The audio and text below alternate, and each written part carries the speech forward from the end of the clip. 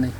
असा बाद में जिसले मतलब मकान तैयार हो रहा है उस वेले रखा ने। अच्छा जिसले मकान मतलब आधे लग गया तो उस वेले रखा न। अच्छा ते फिर तैयार होया तो बस छुट्टी कर छोड़ी। अमेरिका ने 2011 में दावा किया कि इसने दुनिया के सबसे मतलूब शख्स उसामा बिन लादेन को पाकिस्तान के शहर एबटाबाद में एक वसी और इस कंपाउंड में ऑपरेशन के दौरान पकड़कर कत्ल किया था। इस कंपाउंड के सबसे करीबी पड़ोसी और चौकीदार जैन बाबा है।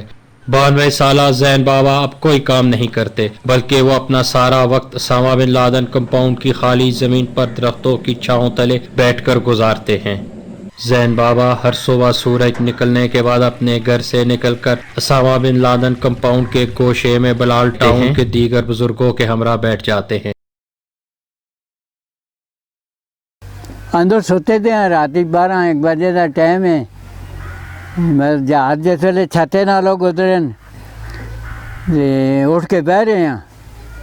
3 चादर मेरिया उड़ रही तो लभियां भी नहीं, पता नहीं किधर गई हवा नालों छते जो जहाज जुलते हैं ना उधर नवे शहरेदार तो उधरों मुड़ के मंडियां बस इस तरह 2 आधा घंटा वो चक्कर लाते रहे। फिर बाद में मतलब वो परदे मेरे आलू लगे थे उत्थे आन के जहाज खिलारिया ने उत्थे खलता है तो फौज तले लाई ने मैंने फिर इत्थे आन के लाई ने छाते उत्ते फिर परले पासे पलाटे पे लाई ने ट्रेन जाइया। मैं करवाई शुरू कर छोड़ी ने। नहरी रात ही बिजली तो नहीं आई। असी अंदरों बाहर तो ना निकल लगते, अंदरों बरांडे बच्चों में देखता हैं बाहर ना निकलते। की नजर आया है सब बरांडे बिचो?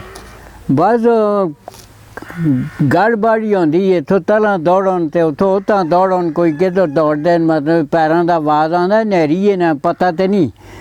बाहर निकलना आगते तो अंदर मतलब नहरे पे बाहर के पता लगता है, खाली मतलब पैरों का आवाज़ आंदा है दौड़ने का अंदर।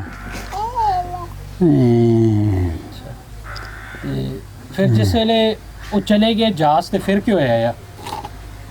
बस जहाज मतलब एक तो ना मार्केट के ढा छोड़े पता नहीं उस वेले और तो कोई नहीं है के पता है कैसी लगी मतलब थे ढठा है 2 जड़े नो कहन के निकल गए बस जुलते रहे। इतने उन्हें छोड़ा कुछ नहीं तो अपना तो इतों खड़िया कुछ नहीं ने बस जहाज कहन के जुलते रहे। तो उस तो बाद फिर क्यों आया? फिर मतलब लो हो रही तो पुलिस आई है पहले नवे शहरे वाले एक गश्त वाले वो आए तो इतों रोड भरया था लोगों का आंदा है तो आन के सीटियाँ मार के तो डक्या ने तले ना सो। इतने भी मतलब दी निकलों लगे तो फौज आ गई, कोई उधरों आंदे कोई इधरों आंदे बस उन्हें आन के मतलब बंद कर छोड़ा। 1 साल इतने फौज रही है ना। अच्छा मतलब वो तो चौक तो तरह सिविल आदमी नहीं आगता है, वो तलो नाले तो नहीं आगता है, सारिया जाइयाँ बंद कर छोड़िया ने साल पूरा। फिर बाद बचो गए हैं।